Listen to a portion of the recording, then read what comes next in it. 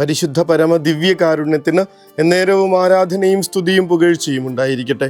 പരിശുദ്ധ പരമ ദിവ്യകാരുണ്യത്തിന് എന്നേരവും ആരാധനയും സ്തുതിയും പുകഴ്ചയും ഉണ്ടായിരിക്കട്ടെ. പരിശുദ്ധ പരമ ദിവ്യകാരുണ്യത്തിന് എന്നേരവും ആരാധനയും സ്തുതിയും പുകഴ്ചയും ഉണ്ടായിരിക്കട്ടെ. നിരാശപ്പെട്ടാണ് ആ ചെറുപ്പക്കാരൻ നമ്മളെ വിളിക്കുക. മതിയായി, പ്രാർത്ഥനകളൊക്കെ മടുത്തു തുടങ്ങിയിട്ടുണ്ട്.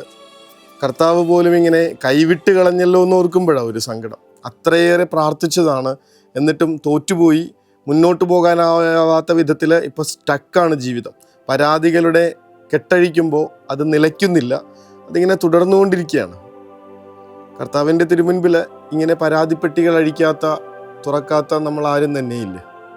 ഒരു പ്രശ്നങ്ങൾക്ക് പിന്നാലെ മറ്റ് പ്രശ്നങ്ങളെന്ന് പറഞ്ഞ് എത്രയോ തവണയാണ് നമ്മൾ കർത്താവിൻ്റെ മുൻപിൽ ദേഷ്യപ്പെട്ടിട്ടുള്ളത്, അവിടത്തോടിങ്ങനെ അകന്നു നിന്നിട്ടുള്ളത്. ഒരു പ്രയാസം ജീവിതത്തിൽ വരുമ്പോൾ എത്ര തവണയാണ് നമ്മൾ പ്രാർത്ഥനയിൽ നിന്ന് മാറി നിന്നിട്ടുള്ളത്, പരിശുദ്ധ കുർബാനയിൽ പങ്കെടുക്കാനായിട്ട് മനസ്സില്ലാതിരുന്നത്. ഇന്നും മനുഷ്യർ നമ്മളോട് ചോദിക്കുന്ന ചോദ്യങ്ങൾക്ക് നമുക്ക് ഉത്തരവില്ല. എന്തുകൊണ്ടാണ് കർത്താവ് ഇത് തരാതിരിക്കുമ്പോൾ പിന്നെ എന്തിനാണ് പള്ളിയിൽ പോണേന്ന് മക്കൾ ചോദിക്കുമ്പോൾ, മക്കളെ അങ്ങനെയല്ല, കർത്താവ് കൈവിടില്ല എന്നുള്ള ബോധ്യത്തോടു കൂടെയുള്ള വാക്കുകളിൽ നമുക്ക് അവരെ തിരിച്ചു കൊണ്ടുവരാൻ പറ്റാത്തത് എന്തുകൊണ്ടാണ്? ആളുകളുടെ എണ്ണം കൂടുന്നുണ്ട് ഈ ചോദ്യം ചോദിക്കുന്നവർ. ഇത്രയൊക്കെ പ്രാർത്ഥിച്ചിട്ട് കിട്ടിയില്ലല്ലോ, പിന്നെ എന്തിനാണ് അതേ കർത്താവിൻ്റെ അടുത്തേക്ക് പോകുന്നത്? ഇന്നത്തെ സുവിശേഷം അതിനുള്ള നല്ലൊരു ഉത്തരം തരും. തൻ്റെ മുൻപിൽ വന്ന് കരഞ്ഞുകൊണ്ടിരിക്കുന്ന ആ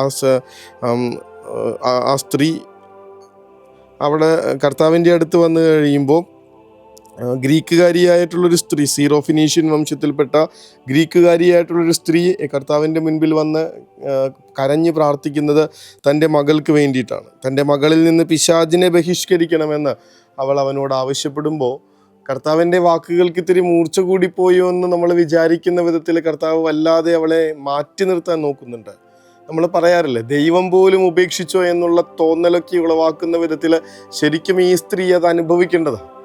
ഈ കർത്താവിൻ്റെ അടുത്ത് വന്നാൽ ഇതിന് ഒരു പരിഹാരം ഉണ്ടാവും, വേറൊരിടത്തും പോയിട്ട് കാര്യമില്ല എന്നൊക്കെ ഉറപ്പിച്ചിട്ടാണല്ലോ ഈ സ്ത്രീ വരണേ. എന്നിട്ട് അവിടെ നിന്ന് കിട്ടുന്ന റെസ്പോൺസ് ഒട്ടും ആശാവഹമല്ലാതിരിക്കുന്ന നേരത്ത് തന്നെ അവൾ കർത്താവിനെ വിട്ട് പോകുന്നില്ല എന്നുള്ളതാണ് ഏറ്റവും വലിയ കാര്യം. അവൾ കർത്താവിനെ വിട്ട് പോകുന്നില്ല. ഈ ഒരു സ്ഥൈര്യത്തിന് വേണ്ടിയിട്ട് നമ്മളൊന്ന് പ്രാർത്ഥിക്കുകയാണ്. കർത്താവ്, നമ്മുടെ ഫോക്കസ് എവിടാണെന്ന്, അവളുടെ ഒറ്റ കാര്യമുള്ളൂ, മകളെ പിശാച് ബാധയിൽ നിന്ന് രക്ഷപ്പെടണം. നരകത്തിൻ്റെ പിടിയിൽ നിന്ന് തൻ്റെ കുഞ്ഞിനെ തിരിച്ചെടുക്കാൻ വേണ്ടിയിട്ട് ഒരമ്മ ഏതറ്റം വരെയും പോകുമെന്നുള്ളതിൻ്റെ അടയാളമാണ് എന്ന് കാണുക. അങ്ങനെ അവളുടെ ഫോക്കസ് അതാണ്. അതിനാരെന്ത് പറഞ്ഞു കഴിഞ്ഞാലും അവൾക്ക് മനസ്സ് മടുക്കില്ല. കാരണം ഈശോയിൽ നിന്ന് രക്ഷയുള്ളൂ എന്നറിയാം. കർത്താവ് പരീക്ഷിക്കുകയാണെന്നൊക്കെ പിന്നീട് നമുക്ക് മനസ്സിലാവുന്നുണ്ട്. ഈ പരീക്ഷണമൊക്കെ നമുക്കത് പിടികിട്ടാത്ത വാക്ക്. എന്തിനാ പരീക്ഷിക്കണേ കർത്താവ് എന്നെ? വിശ്വാസം ഉരച്ച് പരിശോധിക്കേണ്ട കാര്യമാണെന്നൊക്കെ വചനം തന്നെ നമ്മളെ ഓർമ്മപ്പെടുത്തുന്നുണ്ട്. എന്തായാലും എന്താണ് കാര്യമെന്ന് കർത്താവിന് മാത്രം അറിയാം. എന്തുകൊണ്ടാണ് അതങ്ങനെ പറഞ്ഞതെന്നറിയാം, പക്ഷേ അത് കർത്താവിന് മാത്രമേ അറിയുള്ളൂ. പക്ഷേ നമുക്കൊരു കാര്യം ഉറപ്പുണ്ട്, എത്രമാത്രം വൈകി എന്ന് പറഞ്ഞാലും നമ്മൾ പ്രതീക്ഷിക്കുന്ന വിധത്തിൽ സമയത്ത് കാര്യങ്ങൾ നടന്നില്ലെന്ന് അറിഞ്ഞാലും, കർത്താവ് എന്നെ പരീക്ഷിക്കുകയാണെന്ന് തോന്നിയാലും ഈ തമ്പുരാൻ വിടില്ല, നമ്മളെ കൈവിട്ട് കളയില്ല. അത് ഉറപ്പുണ്ട്. അതാണ് സ്ഥൈര്യത്തിന് വേണ്ടി പ്രാർത്ഥിക്കാൻ പറഞ്ഞത്.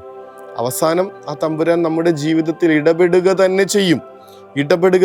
അങ്ങോട്ട് പോലും പോകേണ്ടി വരുന്നില്ല. കർത്താവ് ഇവിടെ നിന്നുകൊണ്ട് ഈ അമ്മയുടെ കണ്ണീര് കണ്ട് ആ കുഞ്ഞിനെ സുഖപ്പെടുത്തുന്ന കാഴ്ച നമ്മൾ കാണുന്നുണ്ട്. അവൻ അവളോട് പറഞ്ഞു, ഈ വാക്കുമൂലം നീ പൊയ്ക്കൊള്ളുക, പിശാച് നിന്റെ മകളെ വിട്ടുപോയിരിക്കുന്നു. ഇത്രയ്ക്ക് വിശ്വാസത്തോടുകൂടെ കോട്ട കെട്ടി സംരക്ഷിച്ചു നിൽക്കുന്ന ഒരമ്മയുടെ വിശ്വാസക്കോട്ടയുടെ മുൻപിൽ പിശാചിന് തല താഴ്ത്തിയേ പറ്റുള്ളൂ, നരകത്തിന് തോറ്റുകൊടുത്തേ പറ്റുള്ളൂ. പിശാച് നിന്റെ മകളെ വിട്ടുപോയിരിക്കുന്നു.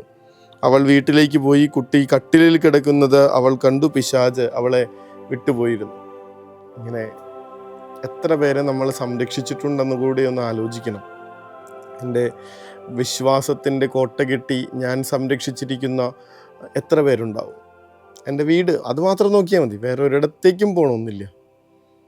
പിശാച് കടന്നു വരാൻ സാധിക്കാത്ത വിധത്തിൽ, നരകം തോറ്റുപോകുന്ന വിധത്തിൽ കർത്താവിലിങ്ങനെ അടിയുറച്ച വിശ്വാസത്തോടുകൂടെ ഇങ്ങനെ ആഴമായിട്ടുള്ള പ്രത്യാശയോടുകൂടെ, ഒരിക്കലും കെട്ടുപോവാത്ത ധൈര്യത്തോടുകൂടെ മുന്നോട്ട് പോകാനാവുന്നുണ്ടോ ഇല്ലയോ എന്നുള്ളതാണ്. പറഞ്ഞല്ലോ, എത്ര പരീക്ഷണങ്ങളുണ്ടായാലും എൻ്റെ കർത്താവ് വിടില്ല എന്നുള്ള ചിന്തയിൽ അവനെ തന്നെ ചെന്ന് ചേർത്ത് പിടിക്കാനായിട്ട്, കെട്ടിപ്പിടിക്കാനായിട്ടൊക്കെ സാധിക്കണ്ടേ?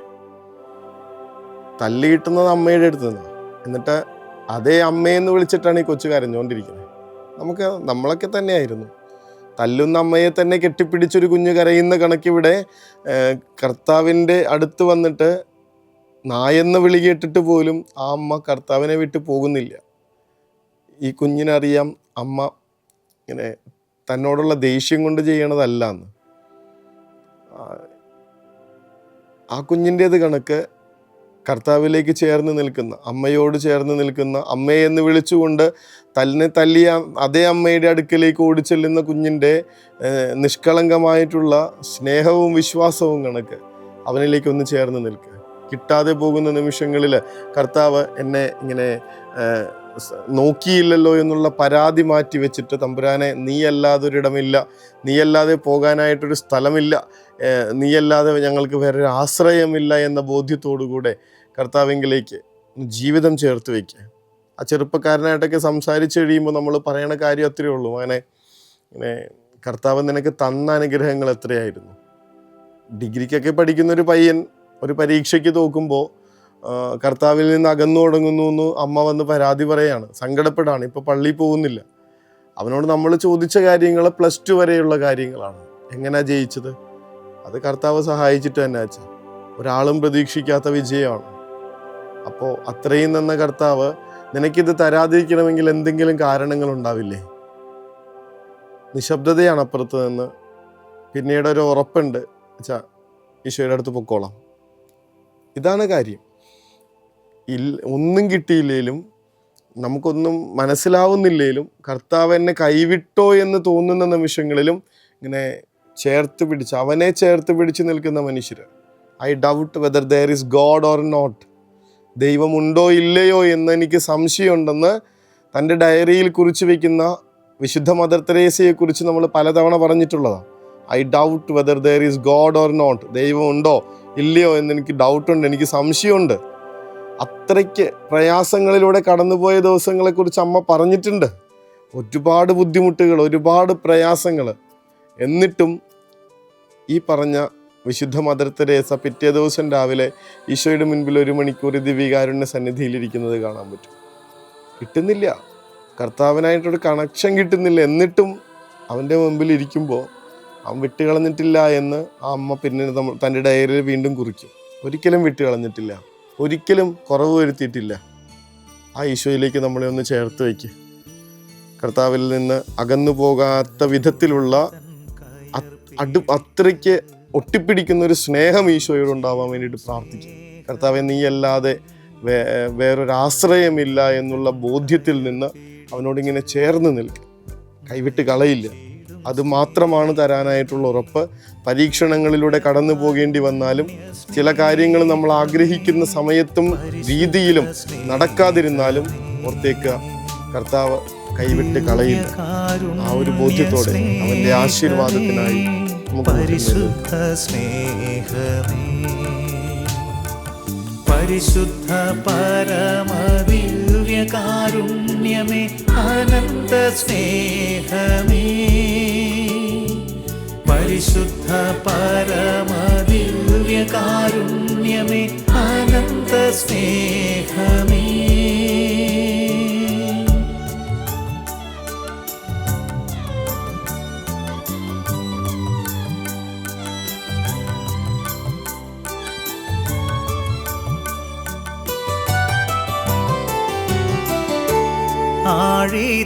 പരിശുദ്ധ പരമ ദിവ്യകാരുണ്യത്തിന് എന്നേരവും ആരാധനയും സ്തുതിയും പുകഴ്ചയും ഉണ്ടായിരിക്കട്ടെ. പരിശുദ്ധ പരമ ദിവ്യകാരുണ്യത്തിന് എന്നേരവും ആരാധനയും സ്തുതിയും പുകഴ്ചയും ഉണ്ടായിരിക്കട്ടെ. പരിശുദ്ധ പരമ ദിവ്യകാരുണ്യത്തിന് എന്നേരവും ആരാധനയും സ്തുതിയും പുകഴ്ചയും ഉണ്ടായിരിക്കട്ടെ. മുല കുടിക്കുന്ന കുഞ്ഞിനെ അമ്മയ്ക്ക് മറക്കാൻ പറ്റുമോ? അവള് നിന്നെ മറന്നാലും ഞാൻ നിന്നെ മറക്കില്ല. ഇത് കർത്താവിൻ്റെ വാഗ്ദാനമാണ്. വിശ്വസിക്കാൻ പറ്റുമെങ്കിൽ ഒന്ന് ചേർന്ന് നിൽക്കുക. ഇപ്പോൾ നമ്മൾ കടന്നു പോകുന്ന പ്രയാസങ്ങളുടെയും പ്രതിസന്ധികളുടെയും നടുവിൽ പോലും ആ കർത്താവിനെ വിട്ടുകളയാതെ ഇങ്ങനെ ചേർന്ന് നിൽക്കാനായിട്ട് പരിശ്രമിക്കുക. വാപിളർന്ന് നിൽക്കുന്ന സിംഹങ്ങളുടെ നടുവിൽ ആ കർത്താവിനെ നോക്കി ആരാധിച്ച ദാനിയേലിനെ കണക്ക് വിശ്വാസത്തിൽ നിന്ന് ഒരു അണുവിട വ്യതിചലിക്കാതെ അവനിലേക്ക് ജീവിതം സമർപ്പിക്കുക. സ്വർഗ്ഗം അനുഗ്രഹിക്കട്ടെ. കരുണതൻ കയർ പിടിച്ച് നയിച്ചിടും സ്നേഹമേ, ദിവ്യകാരുണ്യ സ്നേഹമേ, പരിശുദ്ധ സ്നേഹമേ, പരിശുദ്ധ പരമദിവ്യകാരുണ്യമേ, അനന്ത സ്നേഹമേ, പരിശുദ്ധ പരമ